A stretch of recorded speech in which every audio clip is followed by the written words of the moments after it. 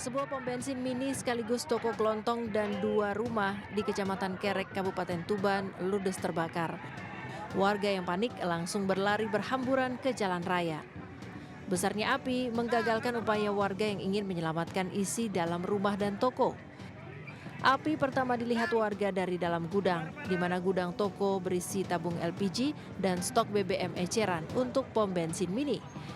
Diduga kebakaran akibat korsleting listrik yang ada di pompa isi ulang yang berada di dalam gudang. Petugas damkar Pemkab Tuban berhasil memadamkan api setelah 2 jam proses pemadaman. Tidak ada korban jiwa maupun korban luka dalam peristiwa ini, namun kerugian ditaksir mencapai 500 juta rupiah. Dari Tuban, Jawa Timur, Pipit Wibawanto, iNews melaporkan.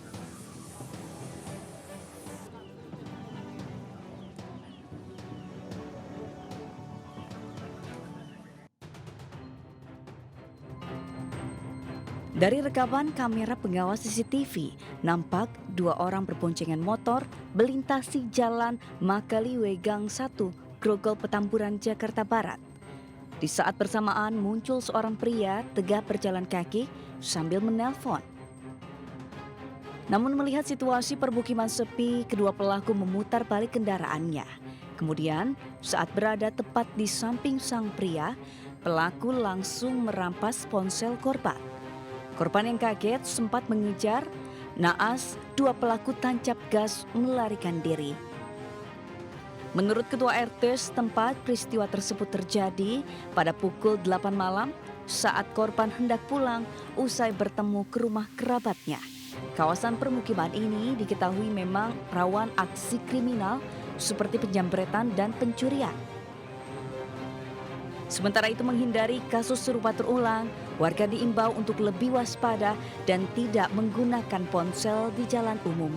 Dari Jakarta, Miftahul Gani, iNews melaporkan.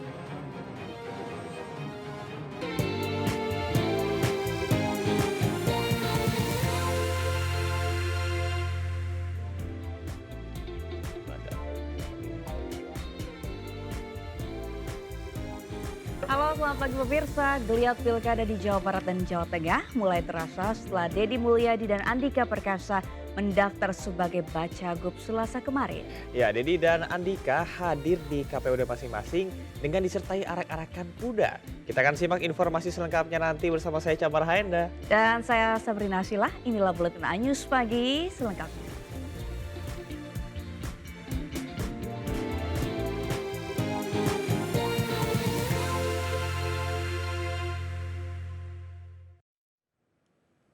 Pemirsa, kita awali informasi hari ini dari Pilkada serentak. Pasangan bakal calon gubernur Jawa Barat dan wakil gubernur Jawa Barat Deddy Mulyadi Erwan Setiawan secara resmi mendaftar ke KPU Provinsi Jawa Barat. Deddy Mulyadi dan Erwan Setiawan datang diarak menggunakan sisingaan diiringi kesenian Jawa Barat dan ratusan pendukungnya.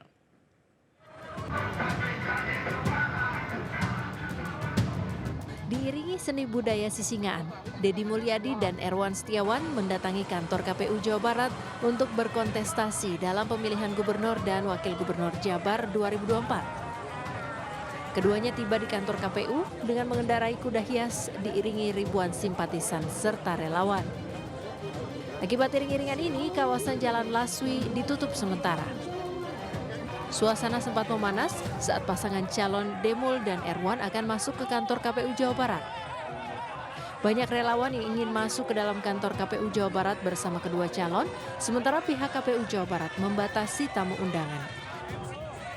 Deddy yang mendaftar pada Pilgub Jawa Barat dengan modal 13 partai pengusung mengaku sangat bersyukur karena akhirnya bisa memastikan dirinya mendaftarkan diri sebagai calon gubernur Jawa Barat. Dari Bandung, Jawa Barat, Ervan David, iNews melaporkan. Pemirsa, Partai Golkar akhirnya berbalik dan memutuskan untuk mengusung dan mendukung Airin Rahmidiani untuk maju di Pilgub Banten pada Pilkada 2024. Ya, sebelumnya PDI Perjuangan ini sudah lebih dulu memutuskan untuk mengusung Airin yang berpasangan dengan Ketua DPD PDIP Banten, yakni Ade Sumardi.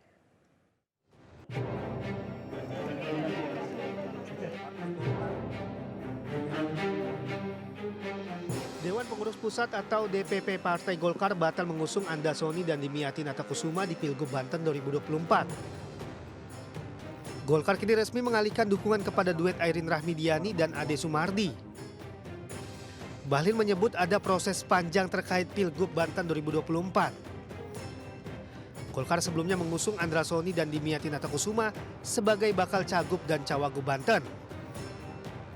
Pasangan ini bahkan telah menerima formulir B1 KWK dari Golkar sebagai salah satu syarat pencalonan ke KPU Banten. Namun sikap ini mendadak berubah. Golkar justru menyerahkan formulir B1 KWK itu kepada pasangan Airin dan Ade. Menurut Bahlil, langkah ini menunjukkan bahwa Golkar adalah partai yang terbuka dan inklusif. Dalam konteks itu sudah barang tentu ada lobi-lobi politik. Ada tarik-menarik perbedaan pendapat. Memang kalau barang bagus itu pasti banyak yang minat. Saking bagusnya ada juga yang meminta kalau bisa ikut kami saja. Ibu Airin adalah rumah besar di Partai Golkar dan Ibu Airin adalah anak kandung daripada Partai Golkar. Sebagai ibu daripada anak yang melahirkan dan membesarkan, rasanya tidak pas kalau kemudian tidak diantarkan oleh ibu kandungnya untuk ikut berkompetisi. Politik dinamis yang selalu saya sampaikan. Dan selalu saya meminta bahwa mudah-mudahan ada keajaiban, pertolongan dan kemudahan yang Allah berikan sehingga B1 KWK tetap diberikan kepada saya sebagai kader Partai Golkar karena saya merasakan bahwa Partai Golkar ini adalah rumah saya. Dan saya bersyukur, sujud syukur sama Allah, tentunya doa saya bukan hanya doa saya sendirian, tapi juga doa dari seluruh masyarakat di Provinsi Banten yang terus mendoakan. Pada saat kemarin deklarasi ya Pak Ade ya, kita juga bersyukur alhamdulillah banyak yang sudah memberikan doa-doa yang terbaik untuk saya dan Pak Ade, baik dalam proses untuk menuju ke pendaftaran. Duet Airin Ade juga diusung PDI Perjuangan. Pengumuman pasangan Airin Ade disampaikan di kantor DPP PDI Perjuangan pada Senin lalu. Dari Jakarta, Anissa Septiarani, Wildan Aulia, iNews melaporkan. KPU Jawa Tengah resmi menerima pendaftaran Cagup dan Cawagup Jawa Tengah Andika Perkasa dan Hendrar Prihadi. Dengan diantara istri masing-masing, keduanya mendaftar di hari pertama pendaftaran kemarin.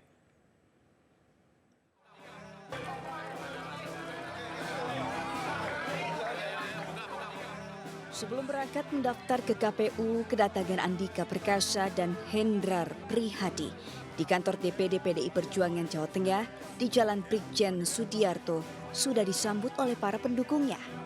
Keluar dari kantor DPD PDIP Jawa Tengah, Andika dan Hendrar kemudian naik bendi hias menuju kantor KPUD Jawa Tengah. Sebelum menaiki bendi hias, Andika Perkasa hanya mengatakan bahwa dirinya akan menuju ke KPU untuk mendaftar.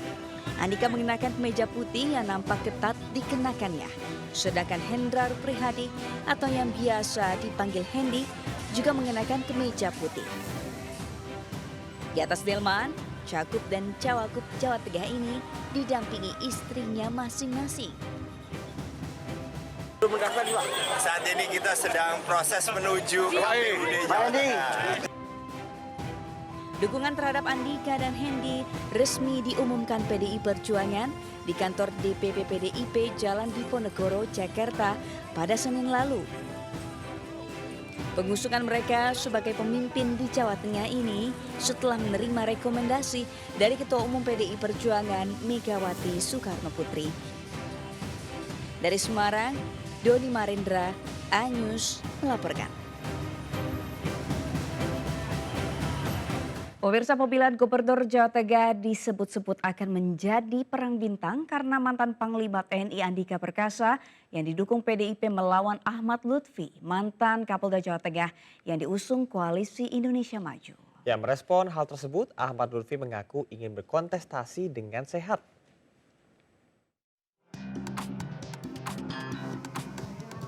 Diusungnya mantan Panglima TNI Jenderal TNI Purnawirawan Andika Perkasa oleh PDI Perjuangan sebagai calon Gubernur Jawa Tengah bersama Hendrar Prihadi disebut-sebut akan menjadi perang bintang. Hal ini karena dalam kontestasi politik kepala daerah di Jawa Tengah, Andika Perkasa akan melawan Ahmad Lutfi yang merupakan mantan Kapolda Jawa Tengah. Itu artinya di Jawa Tengah, mantan petinggi TNI akan berhadapan dengan mantan petinggi Polri. Menanggapi persaingan merebut kursi pemimpin Jawa Tengah, Ahmad Lutfi pun memastikan dirinya akan merangkul pesaingnya dan akan menciptakan suasana politik yang sejuk. Kita tidak menciptakan kontestasi itu persaingan, tetapi kita ciptakan kontestasi yang saling menghormati, kemudian topo seliro, rukun, sehingga kontestasi di wilayah kita akan menjadi sehat. Jadi saya mempunyai prinsip bahwa marilah berkontestasi yang dengan cara merangkul, bukan cara berhadapan-hadapan. Andika Perkasa yang didukung PDIP berpasangan dengan Hendrar Priyadi. Sementara Ahmad Lutfi berpasangan dengan Taci Yassin Maimun maju dalam Pilgub Jawa Tengah dengan dukungan Koalisi Indonesia Maju. Dari Jakarta, Rizky Ikhwal, iNews melaporkan. Pemirsa, Komisi Pemilihan Umum Provinsi Jakarta secara resmi membuka pendaftaran bakal calon gubernur dan bakal calon wakil gubernur dalam Pilkada Jakarta 2024. Ya, tahapan pendaftaran dimulai dari 27 Agustus hingga dengan 29 Agustus mendatang selama 3 hari.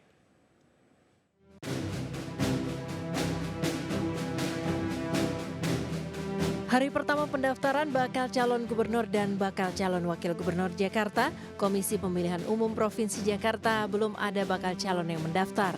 Sesuai dengan peraturan KPU nomor 2 tahun 2024 tentang tahapan dan jadwal bahwa pendaftaran pasangan bakal calon digelar mulai 27 hingga 29 Agustus 2024. Menurut Ketua KPU Jakarta Wahyu Dinata, baru ada satu pasangan yang telah mengkonfirmasi kehadirannya, yakni pasangan Ridwan Kamil Suswono.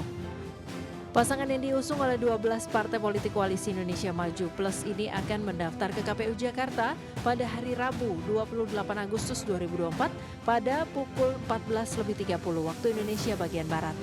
Sedangkan untuk pasangan lainnya belum memberikan informasi secara rinci terkait waktu pendaftaran.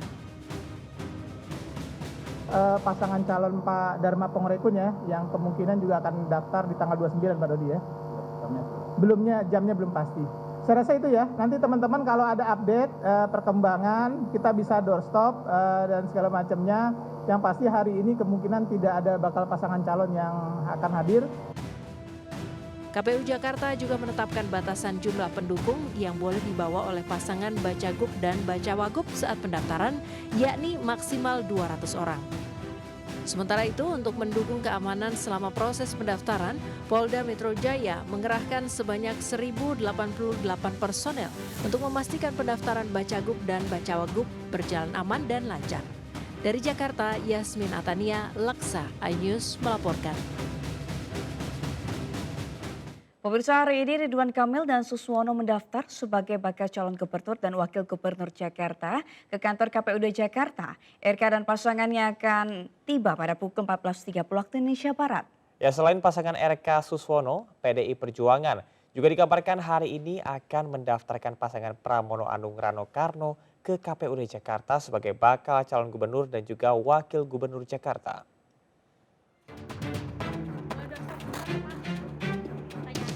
Pasangan Ridwan Kamil dan Suswono akan mendaftarkan diri sebagai pasangan calon gubernur dan calon wakil gubernur Jakarta ke KPUD Jakarta sekitar pukul 14.30 waktu Indonesia Barat. Pendaftaran pasangan ini akan didampingi sejumlah elit dan simpatisan partai pendukungnya. Tentunya pasangan ini sudah memikirkan strategi apa untuk memenangkan Pilgub Jakarta. Saya kan udah pernah jadi kepala daerah, Mbak. Kalau sudah jadi kepala wilayah, semua diurus, oke? Permasalahan dicarikan solusinya, semua pemangku kepentingan dari Bamus Betawi, masyarakat olahraga, Persija, Jackmania di dalamnya kan, kemudian juga stakeholder, semua pasti diberi ruang. Pria yang akrab disapa Kang Emil menjelaskan dirinya dan Suswono bukanlah orang yang datang dari nol. Mereka yakin dua permasalahan besar Jakarta seperti banjir dan macet akan bisa diselesaikan. RK sendiri memiliki pengalaman memimpin Jawa Barat sebagai gubernur dan wakilnya Suswono pernah menjadi Menteri Pertanian.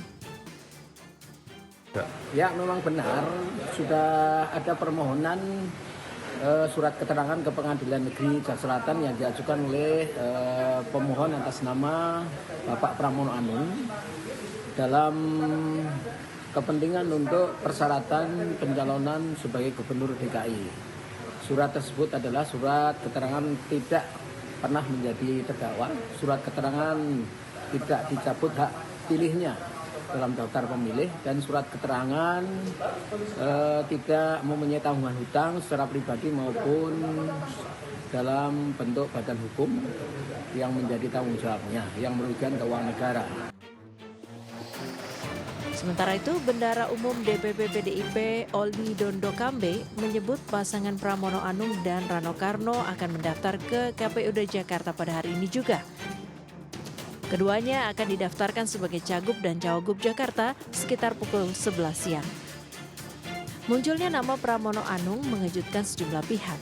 Pasalnya, sebelumnya PDIP digadang-gadang akan mendaftarkan Anies Baswedan dan Rano Karno ke Pilgub Jakarta.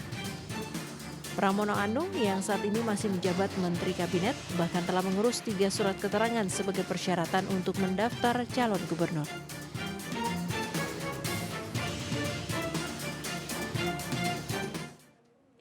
Kita beralih ke informasi lain pemirsa. Sekali beraksi, belasan ponsel dari 2 lokasi pemilihan Abang None serta gladi bersih pelantikan OSIS Raib.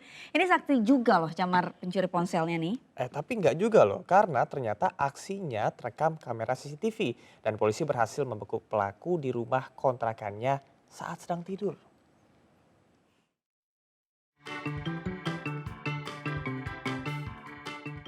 Ketika niat mencuri sudah tidak terbendung lagi, maju, mundur, putar kanan, mutar lagi sambil mikir kira-kira strategi apa yang bisa digunakan untuk mencuri ponsel yang paling efektif. Kali ini sasarannya adalah lokasi pemilihan Abang None Jakarta Pusat di sebuah gedung di Jakarta Pusat. Setelah sukses mencuri ponsel milik seorang finalis Abang None Jakarta, sasaran berikutnya adalah lab school di kawasan Tangerang Selatan. Kali ini pelaku terlihat mengenakan kaos berwarna putih dan mendatangi tempat gladi bersih pelantikan organisasi siswa. Setelah merasa aman, pelaku pun duduk di depan sebuah meja tempat para siswa menyimpan ponsel. Seolah punya ilmu menghilang, pelaku bisa dengan leluasa memanen belasan ponsel ke dalam tas tanpa terlihat. Bahkan seorang siswa yang sedang minum di samping pelaku pun sama sekali tidak menyadari keberadaannya. Meski pelaku bisa melenggang pergi tanpa ketahuan, namun aksinya tak luput dari CCTV. Berdasar rekaman CCTV itulah polisi mengenali identitas pelaku dan menangkapnya di sebuah kontrakan di kawasan Pancoran Mas, Depok, Jawa Barat. Dari Jakarta Selatan, Helmi Sejangbati Ayus melaporkan. Seorang pengemudi mobil nekat memaki-maki polisi yang tengah bertugas menjaga lalu lintas di Jalan Raya kawasan Pulau Gadung, Jakarta Timur. Ya, pengendara tersebut marah-marah lantaran tak terima ditegur petugas karena melintas jalur bus Transjakarta.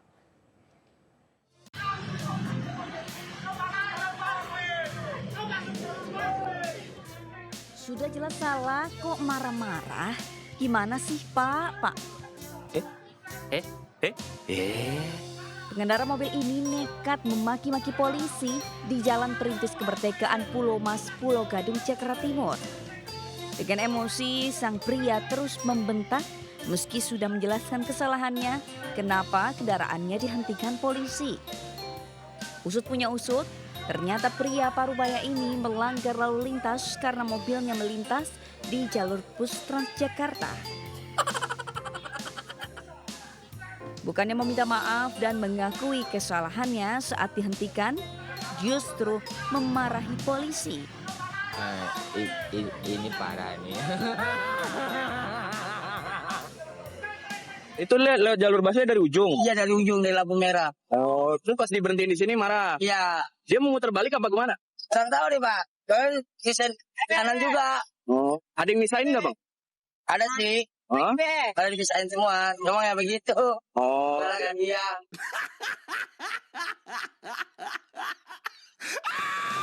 Diketahui sejumlah pengendara mobil maupun motor kerap melintasi jalur bus Transjakarta di kawasan ini, terutama saat tidak ada polisi yang berjaga.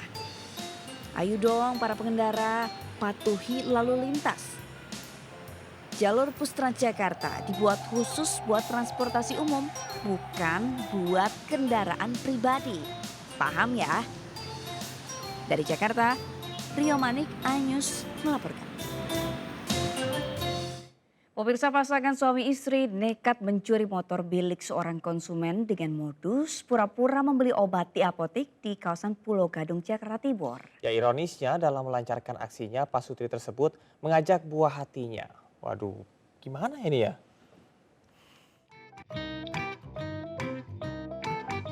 Kirain mau shopping, ternyata maling. Gimana nggak sebel ya datang ke apotek bukannya membeli obat, ini malah motor orang diembat. Mirisnya lagi, aksi kejahatan dilakukan sambil membawa buah hatinya. Aduh, awalnya pasangan suami istri datang ke apotek di Jalan Pulau Asem Timur Raya, Pulau Gadung, Jakarta Timur berboncengan motor. Kemudian sang istri masuk ke apotek berpura-pura membeli obat. Sementara suami beraksi merusak kunci motor di sampingnya. Dan hanya dalam hitungan detik kunci kontak motor mampu dirusak. Keduanya kemudian saling membagi tugas, di mana pelaku pria mengendarai motor curian, sedangkan pelaku wanita membawa motor miliknya. Aksi pasutri ini memanfaatkan situasi sepi sehingga tidak satupun orang menyadari ada pencurian termasuk pemilik motor. Kasus ini telah dilaporkan pemilik motor ke kantor polisi terdekat. Pelajaran nih buat para pemilik kendaraan, hati-hati dan waspada terutama saat memarkir motor Anda di tempat umum. Biar aman kalau bisa dikunci ganda agar tidak mudah dicuri. Dari Jakarta, Rio Manik, iNews melaporkan. Seorang oknum pegawai pajak di Bekasi, Jawa Barat dilaporkan ke polisi lantaran tega menganiaya istrinya. Ya mirisnya tindakan KDRT yang terekam CCTV itu dilakukan sang suami di depan anaknya yang masih balita.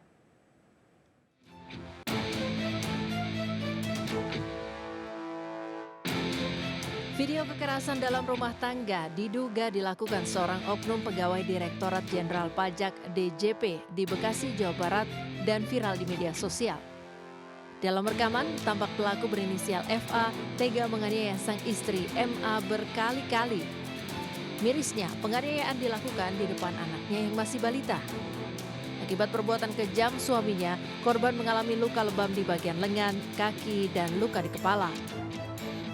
Korban telah melaporkan pelaku ke polisi dan pelaku telah ditetapkan sebagai tersangka kekerasan dalam rumah tangga atau KDRT. Hasil pemeriksaan sementara, kasus KDRT ternyata dilakukan sejak tahun 2021 yang dipicu masalah uang sewa rumah. Dari korban sendiri pun bingung, cuman alasan paling kuat ya yang menurut korban itu ya masalah ekonomi. Sejak awal pernikahan sampai ya rentan 2023 itu, keduanya kan sudah sepakat joint income. Atas perbuatannya, pelaku terancam pidana penjara paling lama 10 tahun kurungan penjara. Dari Bekasi, Jawa Barat, Rahmat Hidayat, iNews melaporkan.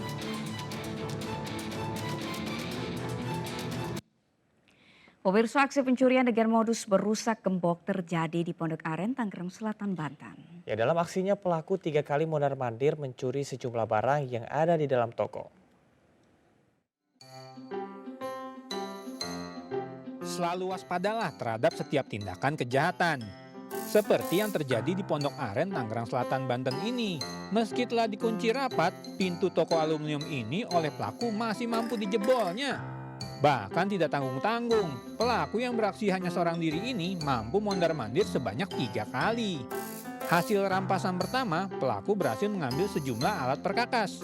Tidak berselang lama, pelaku kembali mendatangi toko dengan sepeda motornya dan mengambil televisi. Tidak sampai di situ, pelaku kemudian kembali lagi untuk kali ketiga. Dan tak tanggung-tanggung, di aksi ketiganya ini pelaku berhasil menggasak sepeda motor. Akibatnya pemilik toko mengalami kerugian mencapai puluhan juta rupiah. Saya berangkat pagi 7:30 ya. Terus kondisi pintu sudah keadaan terbuka. Terus saya cek area dalam, motor sudah tidak ada. TV 3-4 in ya sudah tidak ada. Mesin bor, mesin gerinda, mesin router, CCTV ya area dalam sudah dibawa sama mungkin pelaku ya. Pemilik toko yang tak terima kemudian melaporkan kejadian ini ke pihak yang berwajib. Dari Tangerang Selatan, Banten, Nunung Purnomo, iNews melaporkan. Pemirsa, pencarian hari ketiga korban bencana banjir bandang Kelurahan Rua, Ternate, Maluku Utara kembali menemukan 2 korban ibu dan anak. Ya, kedua korban ditemukan saat penggalian menggunakan eskavator. Korban ditemukan di lokasi rumah korban yang tertimbun material lumpur.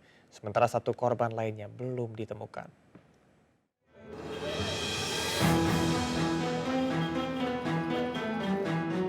Tim SAR gabungan berhasil menemukan 2 korban meninggal yang tertimbun material bencana banjir bandang Kelurahan Rua, Kota Ternate, Maluku Utara.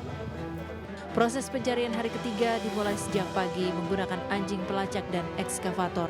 Kedua korban ditemukan di 1 titik di lokasi rumah mereka. Tim SAR gabungan sempat kesulitan saat mengevakuasi jasad kedua korban lantaran jasad korban tertimbun material lumpur, batu, dan reruntuhan bangunan. Kedua korban yakni Minanti Musa 39 tahun, wanita, dan anaknya Ajana Roman berusia 5 tahun, juga perempuan. Sementara nenek korban Awana Alimudin 64 tahun belum ditemukan. Dengan ditemukannya kedua korban, maka total korban meninggal berjumlah 18 orang, sementara jumlah pengungsi juga bertambah dari 120 menjadi 183 orang. 2 korban diketemukan dalam kondisi meninggal, di mana kedua korban tersebut adalah anak dan orang tuanya. Kedua-duanya adalah jenis kelamin perempuan. Dari kedua korban diketemukan, selanjutnya dibawa menuju ke rumah sakit umum daerah. Banjir bandang menerjang Kelurahan Rua, Kota Ternate Minggu dini hari setelah kawasan tersebut diguyur hujan intensitas tinggi. Banjir membawa material tanah, pasir, batu hingga kayu dari gunung, menyebabkan sejumlah rumah warga rusak dan menelan belasan korban jiwa. Dari Ternate, Maluku Utara, Ismail Sangaji, iNews melaporkan. Pemirsa, diduga akibat ledakan tabung gas LPG dari rumah pedagang bakso, sebanyak 5 rumah warga di kawasan Kebon Kosong, Kemayoran, Jakarta Pusat ludes terbakar. 2 orang yang merupakan penjual bakso dan anaknya mengalami luka bakar serius dan dilarikan ke rumah sakit. Api berkobar hebat di permukiman padat penduduk Jalan Kebon Kosong 8, Kemayoran, Jakarta Pusat. Kencangnya tiupan angin serta banyaknya material bangunan yang mudah terbakar membuat amukan si jago merah menyambar ke bangunan rumah lainnya. Menurut saksi mata, saat kejadian sempat terdengar beberapa kali suara ledakan dari rumah penjual bakso keliling yang disusul dengan munculnya kobaran api. Diduga kebakaran akibat kebocoran tabung gas LPG 3 kg saat sedang digunakan untuk memasak bakso. Pertamanya Pak, itu dari kompor gas, dari tukang bakso awalnya. Terus merembet namanya kompor meledak, ya semuanya lah kena satu lingkungan ini. 15 unit mobil pemadam kebakaran yang diterjunkan ke lokasi akhirnya berhasil menjinakkan si jago merah setengah jam kemudian. Akibat insiden ini, 5 rumah warga ludes terbakar dan 2 orang yang merupakan penjual bakso dan anaknya mengalami luka bakar serius dan dilarikan ke rumah sakit terdekat. Dari Jakarta, Rani Sanjaya, iNews melaporkan. Kita ke informasi lain, pemirsa. Jelang pendaftaran di KPUD Bali, pasangan bakal calon gubernur dan bakal calon wakil gubernur Bali, Iwayan Koster dan Inyoman Giri Prasta, menerima surat rekomendasi dukungan dari Partai Perindo di Pilkada mendatang. Ya, Partai Perindo juga memberikan surat rekomendasi dukungan untuk 3 calon kepala daerah yang diusung PDIP pada Pilkada serentak November mendatang.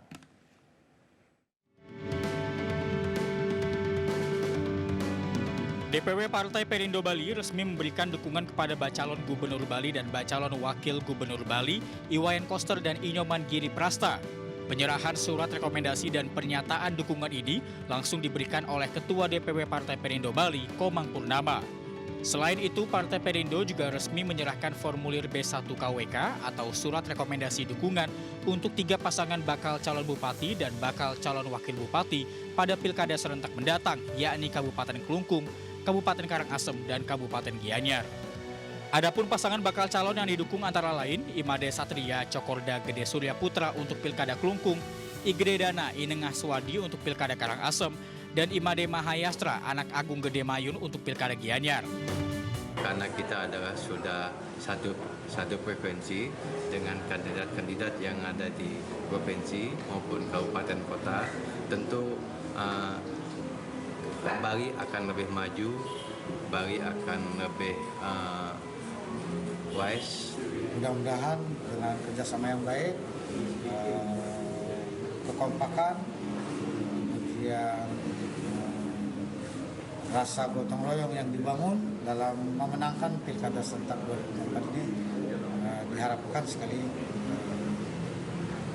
pasangan calon gubernur, wakil gubernur, pasangan calon bupati, wakil bupati, dan pasangan calon wali kota, wakil wali kota yang diusung oleh PDI Perjuangan beserta partai pengusung dan partai pendukungnya itu dapat memenangkan Pilkada.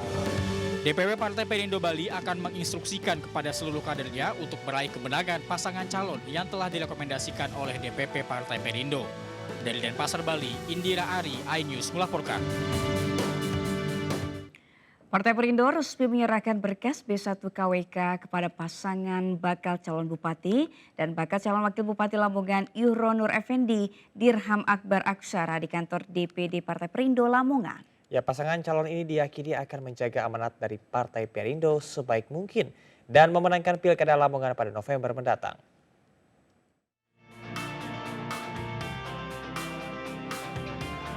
Penyerahan berkas B1 KWK dari DPP Partai Perindo ke pasangan bakal calon bupati dan bakal calon wakil bupati Lamongan Yuhronur Effendi Dirham Akbar Aksara berlangsung di kantor DPD Partai Perindo Lamongan. Dalam kontestasi kali ini, bupati incumbent ini akan berpasangan dengan Dirham Akbar, pemuda yang masih berusia 28 tahun. Meski masih muda, Dirham merupakan pemuda kelahiran pesisir pantai utara Lamongan ini pernah mengenyam pendidikan di Belanda dan juga Jerman. Penyerahan dihadiri langsung oleh Wakil Ketua DPW Partai Perindo Jawa Timur sekaligus Ketua Des Pilkada Jawa Timur, Laili Fitriah Liza Minelli. Berkas tersebut nantinya akan digunakan untuk melengkapi berkas pendaftaran calon kepala daerah ke Komisi Pemilihan Umum Daerah Lamongan. Karena sudah terbukti ya kemarin dengan kepemimpinan beliau, komitmennya beliau dengan program-program beliau yang sudah dijalankan di Lamongan, makanya tidak ada salahnya Partai Perindo mendukung lagi Dirham maju. Saya akan berikhtiar atas kepercayaan Partai Perindo ini dan ikhtiar itu adalah untuk mendapatkan kemenangan. Selain menyerahkan berkas B1 KWK, DPD Partai Perindo Kabupaten Lamongan juga menjadikan momentum ini untuk berkonsolidasi memenangkan pasangan Yuhronur Dirham pada Pilkada mendatang. Dari Lamongan, Jawa Timur, Abdul Wahid, iNews melaporkan. Dua lansia penghuni rumah tewas saat rumah panggung di Desa Talawai, Kabupaten Sidrap, Sulawesi Selatan terbakar. Jangan kemana-mana, Buletin iNews Pagi kembali sesaat lagi.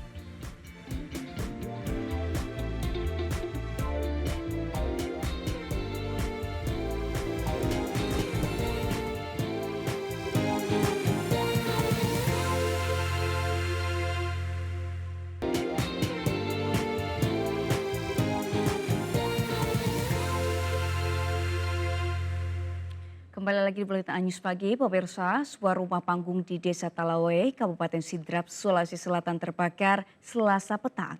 Ya, dua lansia penghuni rumah tewas terbakar.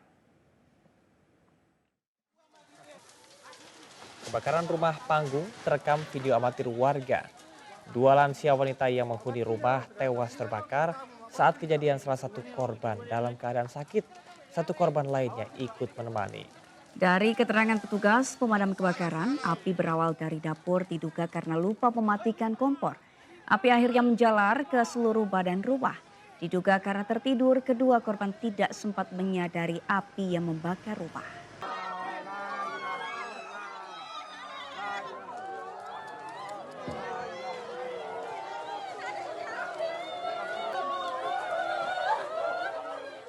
Pemirsa, karena terlilit hutang, seorang ibu rumah tangga di Yogyakarta nekat menggelapkan sejumlah motor dan mobil senilai 450 juta rupiah milik sebuah rental. Akibat ulahnya pelaku kini harus mendekam sel tahanan Mapolresta Sleman.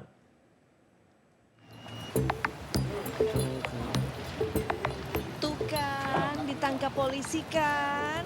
Aduh si ibu, bikin malu aja sih. Lagian disuruh ngurus rumah tangga malah berbuat kejahatan. Nggak tanggung-tanggung lagi. Warga asal Klaten, Jawa Tengah ini menggelapkan 12 unit motor dan 1 mobil milik rental di Sleman. Dengan nilai kerugian mencapai 450 juta rupiah. Wadidaw, banyak amat ya. Modus penggelapan yang dilakukan ibu muda berusia 26 tahun ini dengan cara menyewa sepeda motor dan mobil kemudian digadaikan. Setelah terkumpul, uang kemudian digunakan untuk membayar hutang kepada rentenir sejumlah 145 juta rupiah. Makanya Bu, kalau pinjam uang dipikir matang-matang. Kalau udah begini kan repot jadinya. Nah, untuk mempertanggungjawabkan perbuatannya, si ibu harus merasakan dinginnya sel tahanan dan terancam hukuman 4 tahun penjara. Dari Yogyakarta, Gunanto Farhan, iNews melaporkan. Ya Camar dan juga pemirsa, kita beralih ke informasi seputar penyakit Mpox atau Monkeypox yang sudah menarik perhatian dunia sejak akhir tahun 2022. Ya, Sabrina, ini dengan lebih dari 90.000 kasus global, bahkan WHO ini mengumumkan status darurat. Nah, kalau di Indonesia kasusnya sudah ada meskipun rendah, jadi kita harus tetap hati-hati. Ya benar sekali Camar, dan pemirsa, pemerintah pun sudah mengambil langkah dengan mendatangkan vaksin. Meski begitu, masih ada kritik tentang kurangnya kesadaran masyarakat. Ya, untuk itu edukasi tentang Mpox ini sangat penting untuk dilakukan supaya kita semua bisa terlindungi.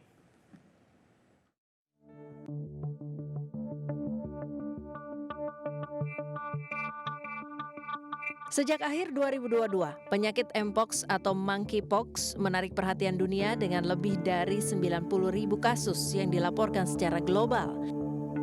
Organisasi Kesehatan Dunia WHO mengumumkan status darurat kesehatan masyarakat. Di Indonesia, meskipun jumlah kasusnya masih rendah, kita tidak bisa mengabaikan potensi penularan dan dampaknya terhadap kesehatan masyarakat. Sejak pertama kali terdeteksi, Mpox menunjukkan pola penularan mirip HIV/AIDS, terutama di kalangan kelompok berisiko tinggi. Di tanah air, tercatat 88 kasus sejak 2022, dengan 73 kasus di tahun 2023 dan 14 kasus di tahun 2024. Berita baiknya, semua pasien berhasil sembuh.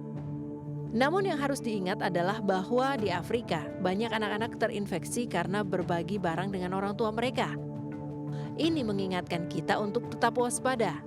Untuk mengatasi situasi ini, pemerintah Indonesia mengambil langkah proaktif dengan mendatangkan 1.000 dosis vaksin yang biayanya mencapai 3,5 juta rupiah per dosis.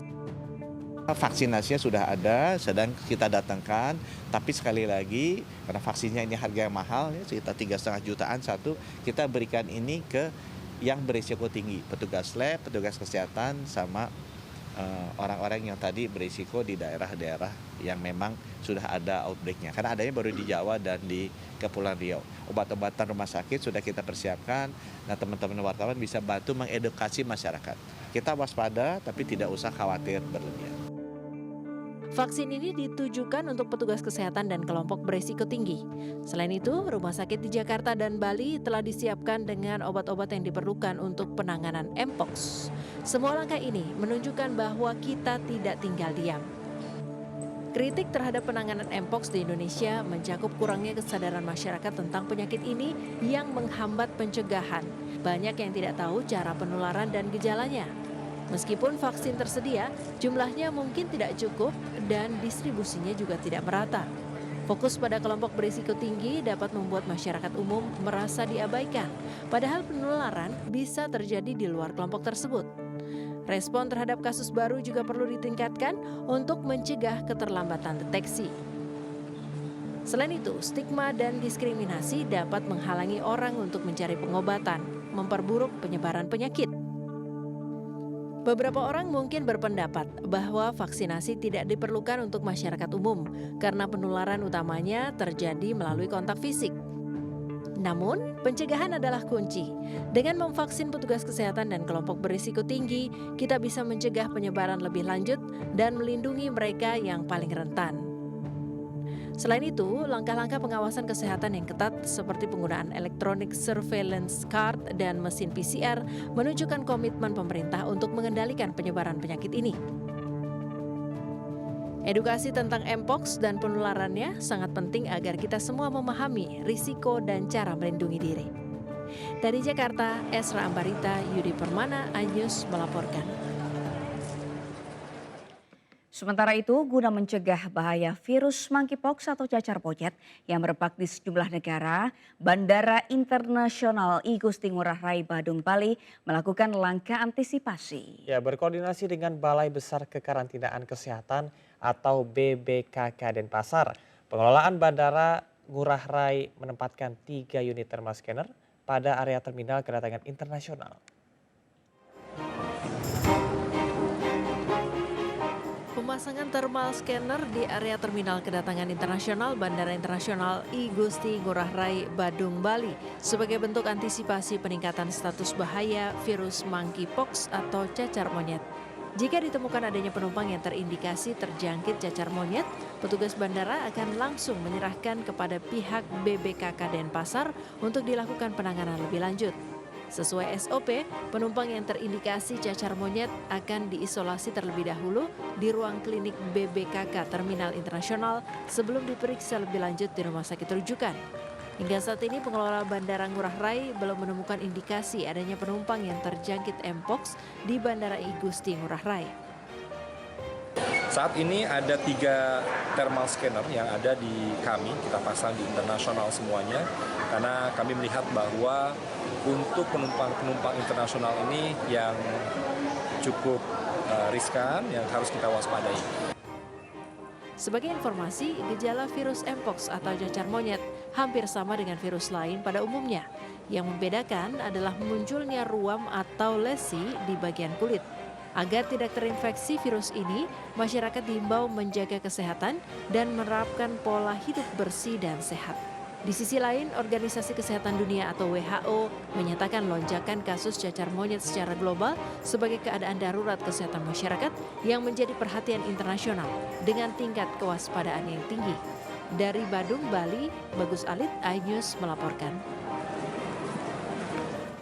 Nah, sebenarnya ini anak kosan banget nih. Kamu pernah nggak makan mie instan pakai nasi? Bukannya kalau mie instan itu udah cukup, mie instan aja nggak perlu pakai nasi. Tapi kalau orang Indonesia memang katanya belum lengkap kalau nggak pakai nasi. Jadi kalau nggak makan nasi artinya nggak makan. Saya sih setuju ya, tapi bagaimana menurut pakar kesehatan tentang makan mie dicampur dengan nasi karena karbohidrat campur karbohidrat.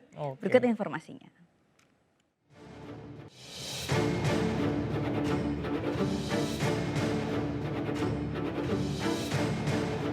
Mie instan 1 bungkus kayaknya kurang ya. Jadi perlu ditambah nih dengan nasi secukupnya biar kenyang. Ayo, siapa di antara pemirsa yang suka dengan kebiasaan yang satu ini? Memang sih bagi sebagian orang paduan mie instan ditambah dengan nasi merupakan kombo yang paling enak. Tapi kira-kira apa sih alasan orang makan mie instan pakai nasi? Pernah sih Kak, tapi jarang. Sesuai mood aja sih Kak, kalau nggak pas lagi hujan. Karena lebih enak aja sih Kak, terus lebih kenyang juga kan. Pernah sih Kak, sering malah. Di siang hari sih Kak, buat nambah tenaga kan kalau kerja gitu. Karena lebih irit aja sih Kak, soalnya kan dengan harga mie yang murah, terus ditambah nasi yang murah juga, paling 10.000 kan udah bisa bikin kenyang Kak. Sering, enak aja sih karena emang dari dulu doyan mie. Dan pakai nasi biar lebih powerful. Ya iya sih, tujuan makan itu kan agar perut jadi kenyang, bukan sekedar rasa-rasa aja. Tapi masa nggak ada alasan yang lain? Paling tidak mengerti manfaat atau bahayanya. Makan mie pakai nasi sebenarnya bisa bikin kenyang sih, cuma pada dasarnya adalah tidak disarankan karena emang mie dengan nasi adalah sama-sama sumber karbohidrat, jadi kayak pada dasarnya double karbohidrat. Indonesia kalau belum makan nasi mungkin kan belum kenyang, jadi ya kita coba untuk istilah memodifikasi supaya mengakali biar kenyang gitu, akhirnya pakai nasi. Nah, akhirnya ada yang beda nih. Yang satu mengerti jika itu karbo ketemu karbo. Tapi yang satunya kenapa malah jadi budaya ya? Daripada bingung, mending kita dengar langsung nih penjelasan dari ahlinya. Yang dibutuhkan adalah sumber nutrisi yang lengkap, jadi bergizi lengkap dan seimbang. Baik dari sumber karbohidratnya, misalnya nasi, atau roti, atau kentang, atau mie, itu semua sumber karbohidrat. Silahkan dikonsumsi sebagai sumber karbohidrat. Jangan sumber karbohidrat, misalnya makan nasi, lauknya mie, itu karbohidrat plus karbohidrat, jadi jangan seperti itu. Nah, proteinnya itu sebaiknya dipilihkan yang lebih rendah lemak jenuh. Jadi misalnya dari ikan, dari ayam, dari telur, silahkan. Tahu, tempe, itu merupakan sumber protein. Karbohidrat memang jadi salah satu zat gizi yang dibutuhkan oleh tubuh.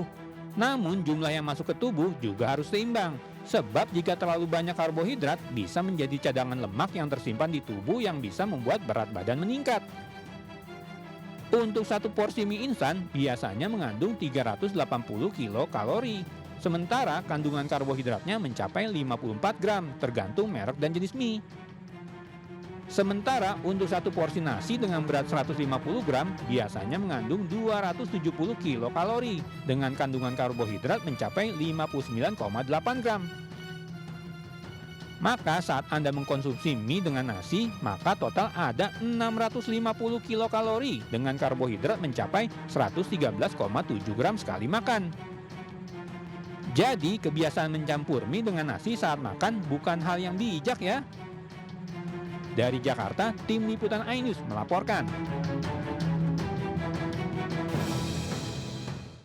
Wah, ternyata makan nasi pakai mie kurang sehat juga ya Sabrina ya? Iya, karena karbohidrat bertemu dengan karbohidrat jadi membengkak alias gendut. Jadi bikin gendut ya. Oke, kita ke informasi selanjutnya nih, ke informasi kuliner. Kamu suka pedas nggak?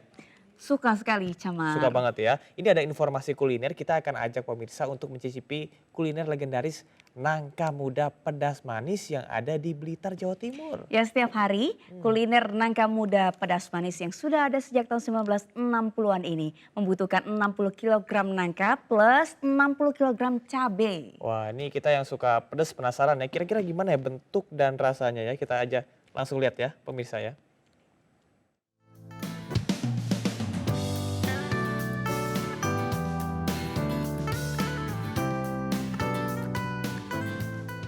Kuliner pedas rasanya selalu jadi favorit banyak orang. Nah, di sebuah warung yang ada di Desa Ngoran, Kecamatan Ngelego, Kabupaten Blitar ini menyediakan kuliner legendaris nangka muda pedas manis. Disebut legendaris karena kuliner ini sudah ada sejak tahun 1960-an. Setiap hari, warung Martumi ini memasak sampai 60 kg nangka muda plus 60 kg cabai. Spesialnya lagi, warung Martumi masih mempertahankan cara masak tradisional, yakni dengan tungku dan kayu yang menambah cita rasa masakan menjadi lebih nikmat. Khasnya itu masakannya santan, pedas, terus yang ayam setengahnya itu rasanya manis pedas. Ya 60 ya bisa mencapai 80 kilo juga bisa. Ayam sama garam. Untuk seporsi nangka muda atau blended towel, warung Martumi tidak mematok harga. Selain nangka muda, di warung ini juga menyediakan berbagai lauk seperti nila, lele, ikan gabus hingga ayam lodo yang tidak kalah pedas. Dari Blitar, Jawa Timur, Robi Ridwan, iNews melaporkan.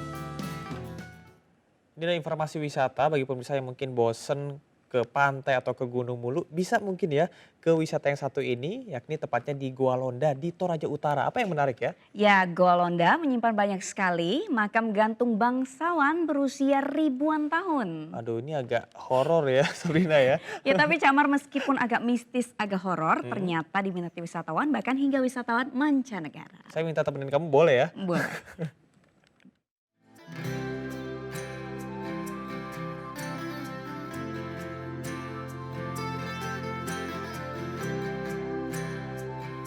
Bukan sedang berziarah atau melakukan penelitian.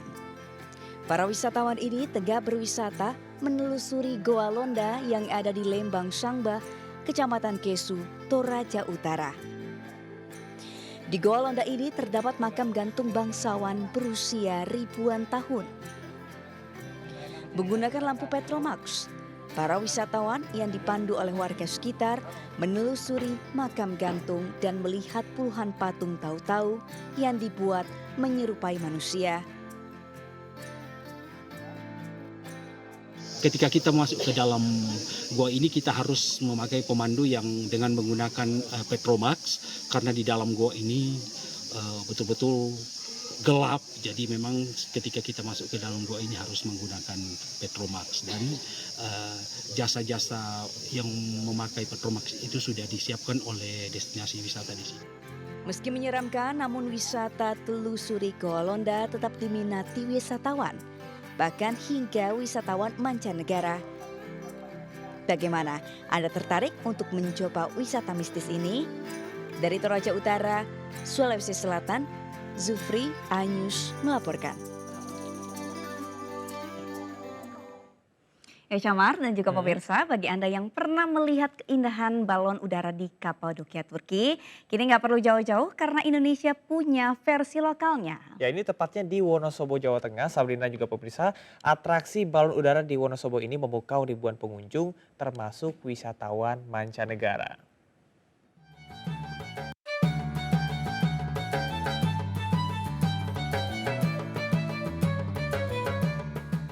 36 balon udara tradisional berukuran raksasa ini diterbangkan bersamaan.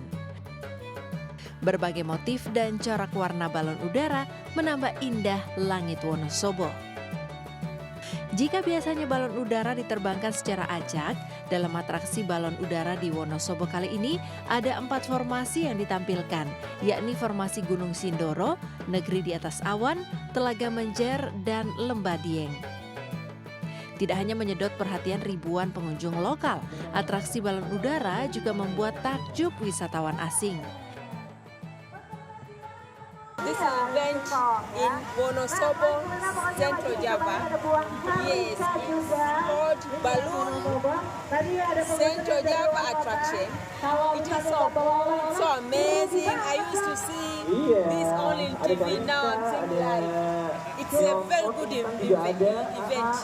Thank you so much. It is good and it's very attractive. It can let you feel okay and happy. And as happiness said that, we always see this on TV or through movies.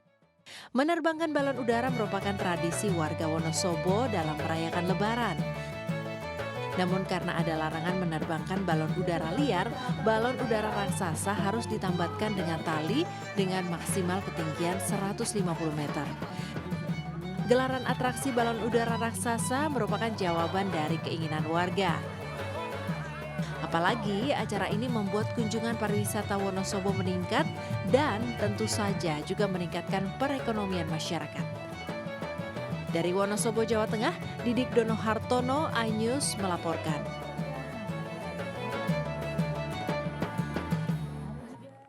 Ini jadi nggak perlu jauh-jauh lagi ke Turki ya, cukup di Indonesia aja dan mudah-mudahan atraksi balon udara ini bisa digelar di berbagai daerah, nggak hanya di Wonosobo ya, untuk bisa masyarakat melihat keindahan balon-balon tersebut ya Sabrina. Ya benar sekali, Camar. Dan jangan lupa pemirsa, sepanjang pagi hingga siang nanti, kawasan Jalan Keramat Raya Jakarta Pusat diperkirakan mengalami kemacetan karena adanya pendaftaran Bacagub di kantor KPUD DKI Jakarta. Iya Sabrina, kabarnya akan ada 2 paslon yang akan mendaftar, yakni Ridwan Kamil dan juga Suswono yang diusung 12 parpol gemuk Kim Plus ya, dan juga paslon dari PDI Perjuangan. Dan kita akan menerka-nerka kira-kira siapa saja paslon yang akan diusung oleh PDIP ya. Yang pasti pilkada harus damai, aman, dan lancar. Sampai di sini kebersamaan kita, saya Sabrina Sila. Dan saya Camar Haenda. Sampai jumpa.